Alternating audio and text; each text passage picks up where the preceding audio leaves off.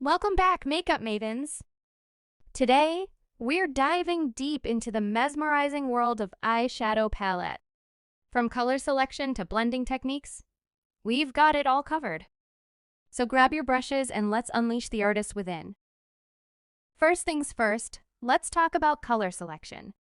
Whether you're going for a natural daytime look or a bold evening statement, the right palette can make all the difference.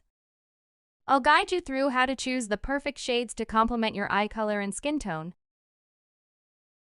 Once you've selected your shades, it's time to master the art of swatching.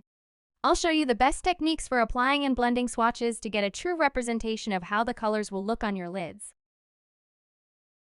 Now let's get down to business. I'll demonstrate my favorite blending techniques to achieve seamless transitions between colors. From the outer corner to crease, I'll show you how to create depth and dimension for a professional finish. Practice makes perfect, so grab your palette and follow along as I create a stunning eye look step by step.